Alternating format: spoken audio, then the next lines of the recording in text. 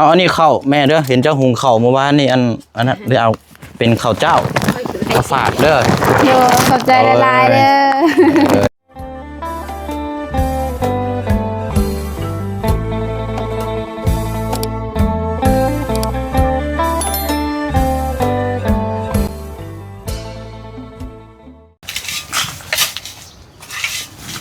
อันนี้ทางคนขุดแล้วเพิ่นบ่ได้ถมให้ได้พี่น้องเนาะแล้วเวียกเพิ่นก็เมื่อเลยแหละเมื่อวานเมื่อก่อนนี่อันนี้ก็ถมเองบาดนี่เป็นได้ใดถมเองดูแลเองเลยเนาะเอาน้องรอแค่พี่น้องเอ้ยเอาเนาะคลิปนี้ก็นี่แหละพี่น้องเนาะเฮาก็สิมาแจ้งบอกทางน้องเพิ่นก่อนเพราะว่าจะได้เดินทางก่อนแล้วบัดนี้พี่น้องเนาะได้วันเวลาแล้วพี่น้องเดินทางกลับบ้านก่อนเนาะพี่น้องเนาะกราบทักทายสบายดีและสวัสดีพ่อแม่พี่น้องเบิดสุขุสุคนนะพี่น้องเด้อเนาะพบเจอกันอีกคือเก่าคือเดิมพี่น้องเนาะสบายดีปีใหม่โชคมาร่ำรวยคำคูณตลอดปีและตลอดไปเนาะพี่น้องเนาะไปเนาะเดี๋ยวมาเบิ่งทางนี้ก่อนเนาะมึงหุ่งนี่ก็เนาะกกใหญ่ดีเนาะนี่จำมันกกมะพร้าวพุ่นเด้นี่สูงนี่เนาะเอาสบายดีเนาะทาง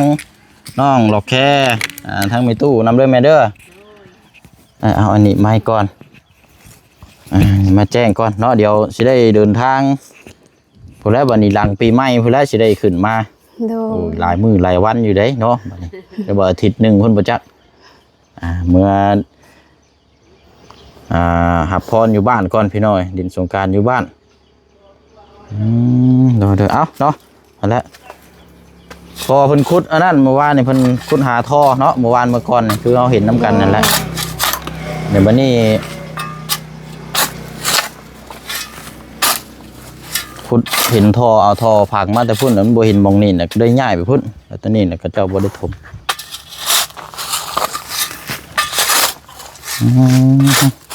ถมไว้เดี๋ยวยันเด็กน้อยมาตกมาอันนี้เนาะอันว่าเดินอยู่แถวก็กล้วยนี่อันนี้กับของเจ้าเด้อได้แต่นี่กับเนาะโดยข้าวคงไม้นี่ข้าวคงไม้อันนี้บ่โดยกกหลังงานี่เนาะโดย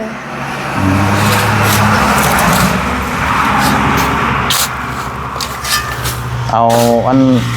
รถมากวดนี่ปั๊บดินไม้นี่เนาะปลูกเพื่อนนี่ยังได้อีกเด้นี่ไถลงเลยปุ๊งามเลยได้ลำหนึ่งได้แล้วนี่ไถลงไปปุ๊อยู่ได้พี่น้องแล้วเลิกกุมมะม่วงเนาะถ้าว่าเอาให้รถไทยเด้เฮ็ดไม้แล้วยังเสียดายมันปงแล้วใบมันใบมะม่วงบ่โดยมันบ่ได้ตายบ่นั่นเดี๋ยวมันปงใหม่เลยอ่ะโอ้มันเหี่ยวแต่อันต้นนั่นนี่ซื้อเนาะโดยใครยุ่ซะ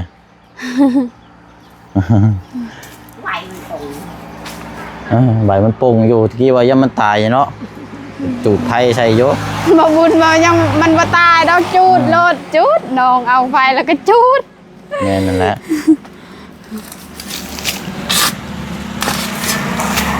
สองคุ้มนะตัวนั้นกันนั่นอยู่คนนั้น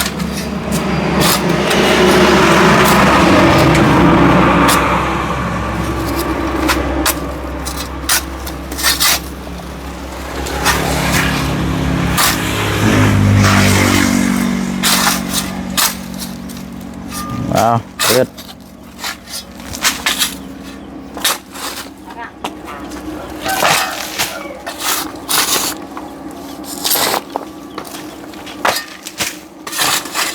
ขนคุมหมด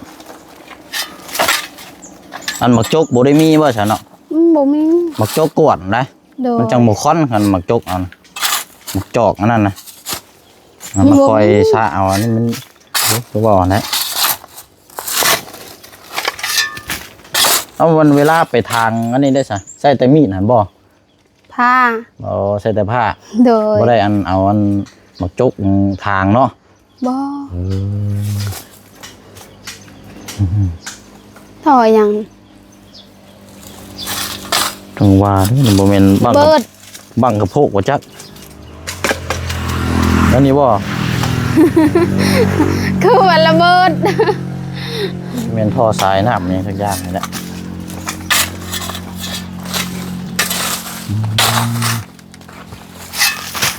ที่นี่บ่รถคันนี้บ่ไปเฮ็ดเวียกนะ โดย อันไปเวียกเฮ็ดสมนุครัวนะ บ่ยืมรถพอว่าใกล้ไปยานจราจรเด้เขาว่าจราจร บ่แม่นแถวนี้ปีใหม่เด้ โดย ไหนเขาเจ้าตั้งร้านลาย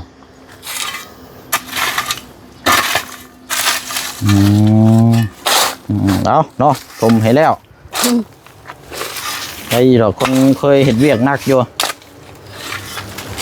เวียกสวนเวียกให้ช่วงนี้ช่วงสิบ่ได้ไปแล้วช่วงนี้เนาะ โดยมี แล้ว แต่ ว่าแต่เนาะ ต้องแล้วไปสโนว์ครัวก่อนถึงได้ไป แต่จักสิได้หรือบ่เนาะแบบว่ายามปีใหม่เด้ยันเขาพักเวียก ย่านพักเวียกได้น้องจนหลาย บ้านน้องฮอดเซโปนแล้วเขาว่าพักเวียกอีก เพราะว่ายุคเก่าเลยเก้า11นี่แหล้วเริ่มปิดไปแล้วอยู่ใส่กัน 11บ่มื้อนี้เท่าไหร่ เก้าเลย เก้าวันที่9เนาะ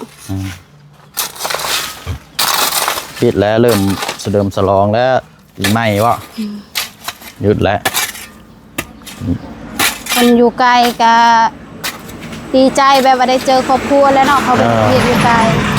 เจ้าก็มาแต่เห็ดเวียกเห็ดงานมาเจอกันปีใหม่มีเทีนึง ดู มาสุขสันต์ในครอบครัว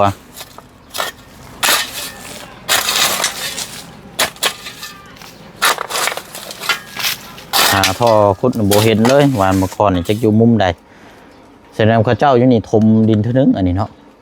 ถอบ่อนั้นถอน้ำประปา ฮะเทิงบนบ่อ นี่บ่อนี่ โอ้ แถวนี้ แถวได้นะ นี่เท่านี้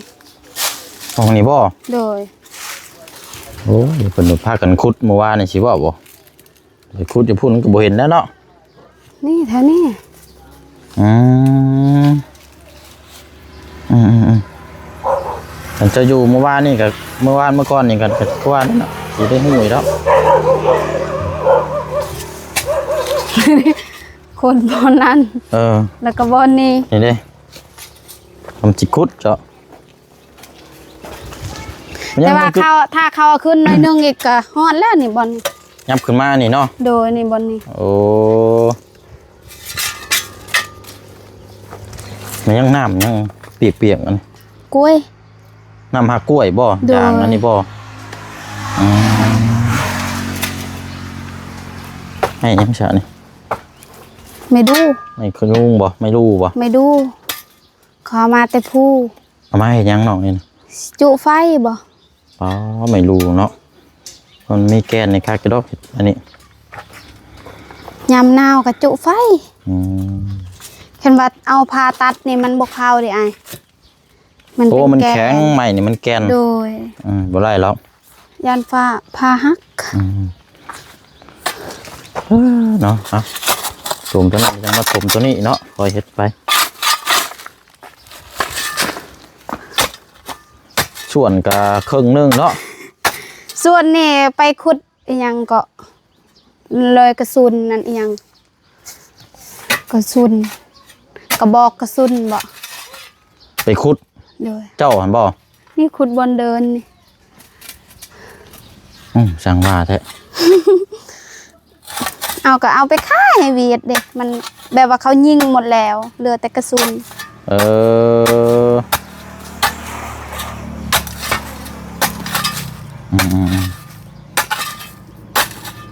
หลายคนขุดได้มุ่น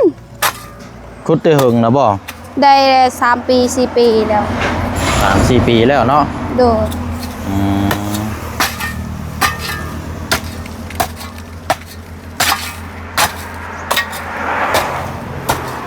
คนบ่เป็นหนังสือก็ต้องออกแพงละ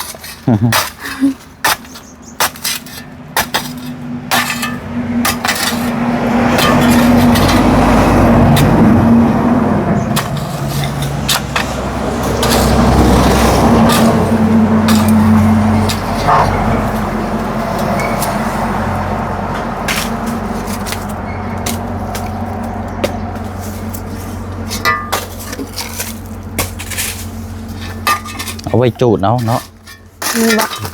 จูดทำความสะอาด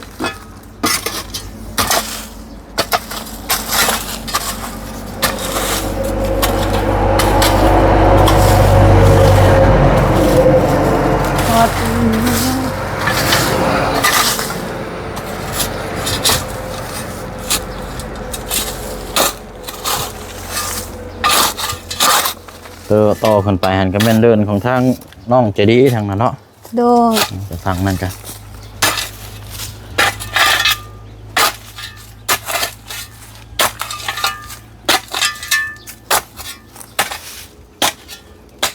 เป็นกุ้งหมอกกุ้งมี่นี่ก็ของเจ้านะนี่เนาะตัวนี้ก็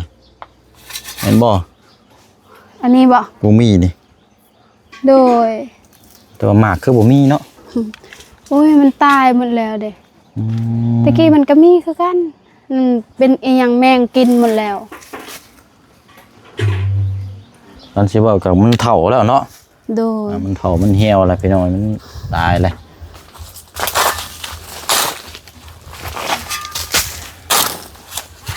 ฮะเมื่อพูดว่า มันยังบัน ยังไง มันยังเราอื่นยัง ว่าให้ตัดกล้วย มาถึงหน่อยก่อน อืมตัดกล้วย โดย อืมกล้วยอันนั้นบ่กล้วยง่าวหันบ่ โดย ทุก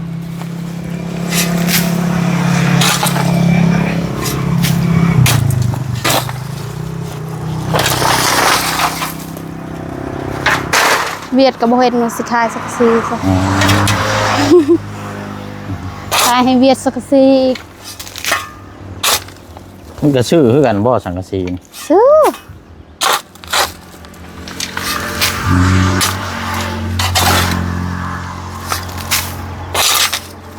เจ้าคุดนักเติบไหมเนาะนี่กัน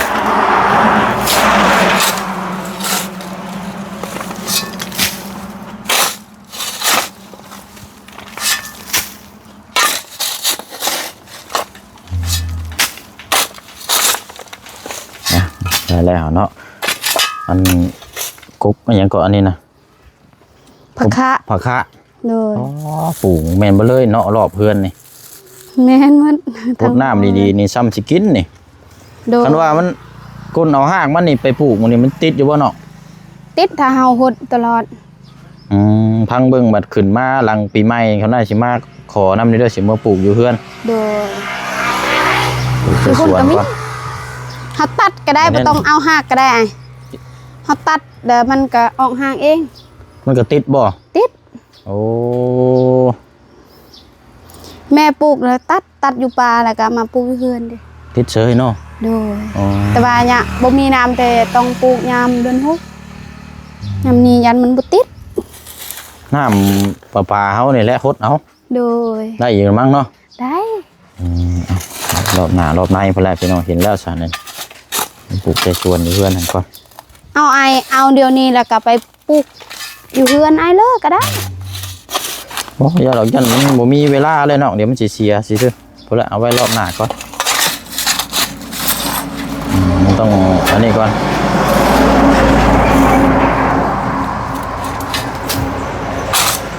เจอลูกเจอเมียก็ลืมเลยอ่ะปลูกผักกาด บ้า เอ้าดีใจเด็ดแบบว่าได้อยู่กับครอบครัวกับเฮาลืมเลย ปลูกคือเก่าพุ่นแหล้วมาพุ่นแหล้วมารอบหน้าพุ่นแหล้ว เอ้า ว้า บันทึกบ่น้องเอาบ่ โอ้ยข่อยงงไงอย่างนี้นี่อีกแล้วนี่ก็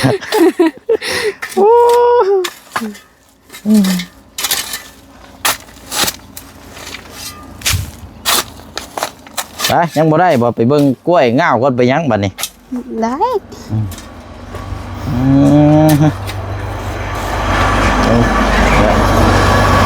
พอทางทีมงานหลายคนละคนก็สิกลับเบิดนั่นแหละ โดย มีพายุแล้วพี่น้อง บ่มีพายุแล้วเนาะเมื่อบ้านหมด เมื่อบ้านเบิดแล้วบ่เนาะมันสิไปอยู่เมื่อบ้านเมื่อซองมาแล้ววะ เมียก็งงแล้วคันพัวบ่ได้เมื่อบ้าน โอ้ เป็นหยังพัวคือบ่เมื่อบ้าน เนาะ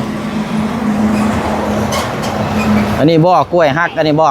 โดย อ๋อมันก็งามดีเนาะอันนี้เนาะ งาม ก็บักใหญ่หมากใหญ่เลยจนงาจนล่มฮักเองบ่ได้ล้อนี่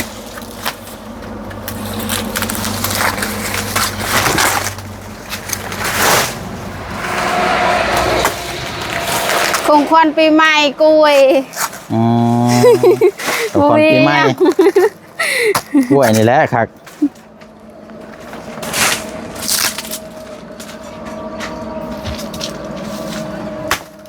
โอ้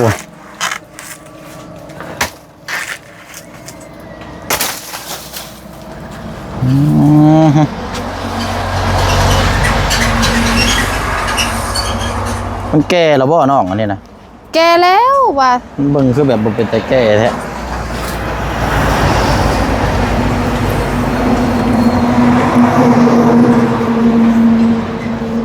กล้วยง่าวอะ กล้วยงาว ว่าแก่ก็ยังบ่เต็มที่ปานใดเนาะ ยังอันนี้อยู่ ได้อาทิตย์หนึ่งแกเลยเนาะแกแท้ คันคือเขาเจ้าไปไหว้ไปยังนั้นได้อยู่ไปสิคักเนาะ กินก็ได้ อันนี้มันตึงหมดแล้วเด้นี่เด้เห็นบ่ถ้าว่าตึงตัวนี้มันกระสุกเลยนี่ อืม กล้วยนี่เวลามันสุกเฮาบ่ฮู้มื้อเลยอ้ายบุ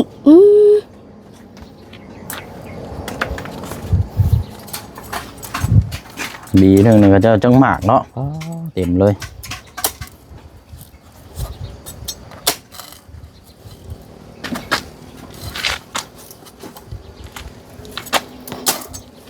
เฮ้ยบาดหมดเนาะ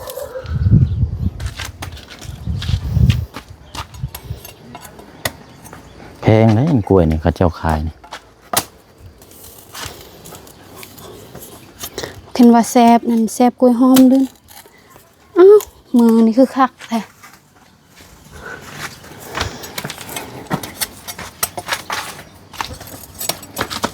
จะตกดาว ลองคาเตไตนะ แม่นเลือไตจะได้ที่มาโกยนั่น บุญลองคุย อันนี้ของฝากบ่เนี่ยนะ โดยของฝาก โอ้ ของฝากของขวัญปีใหม่ ขอบใจขอบใจ เอาจักซองบีก็พอแล้ว 2 วีบอก เพราะว่าทีมงานมาเนี่ยแบ่งกันนั่นแหละคนละบีซองบีเนาะเห็นได้ใช่ป่ะ โดยจังไหนทีมงานว่าอ้าวคือว่าเสียงได้กล้วยเฮาบ่ได้ แบ่งกันนั่นแหละอ้ายเอาตัวทึ่งพี่ก็ได้เด้อ โดย เอาตัวใหญ่ๆตัวทึ่งนี่แหละ เอาเขามาก่อนวะเขาเลือกเอาตัวแรก บ่มันก็คือกันแต่ว่าอันนี้ก็ เปล่า ตลอด โอ้ยบ่ใส่ก็ได้หรอก บัตรตลาดตลอด ใช่ก็แล้วเอากระเป๋าไว้ใส่ในอื่นซะเลยก็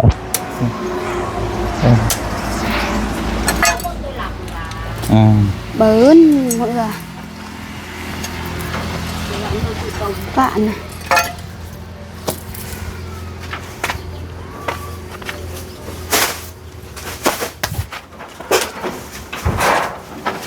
เต๊ะลองนะ ได้อันนั้นก็ได้น้องอันนี้ก็เอาไว้ฝากทีมงานน้ำอีกเอาซองบีตัวนี้พอเด้อเพิ่งหนึ่งก็ได้ มันคือสีใหญ่ๆเนี่ยจังน้อยนะ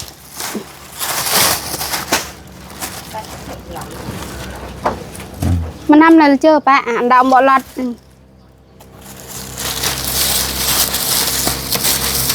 พอดีแล้วโอเคเอาโอ้ยเนาะเอาเบิ่งก่อนพี่น้องเอาอันนี้มาให้ทางน้องเพิ่นก่อนให้มีตู้แล้ว เอาไปอยู่หลังรถเลยบ่าย เอาเดี๋ยวอ้ายไปพุ่นก็ได้หรอก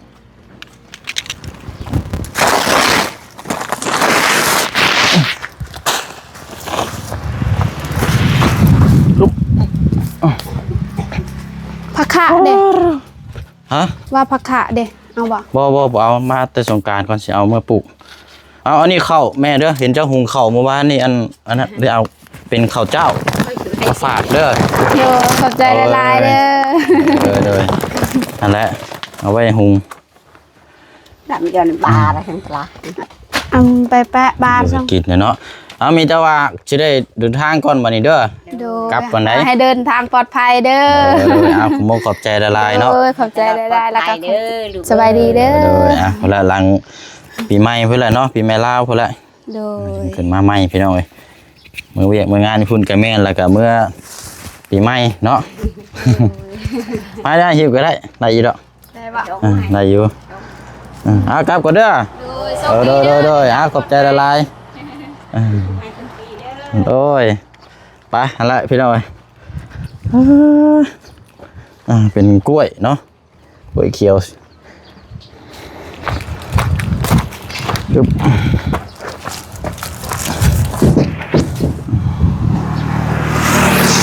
วันนี้ก็สิได้ขอตัวล่ำลาก่อนบัดนี้พี่น้องเนาะพบเจอกันในคลิปหน้าเด้อเนาะอันนี้ก็ทางน้องดอกแค่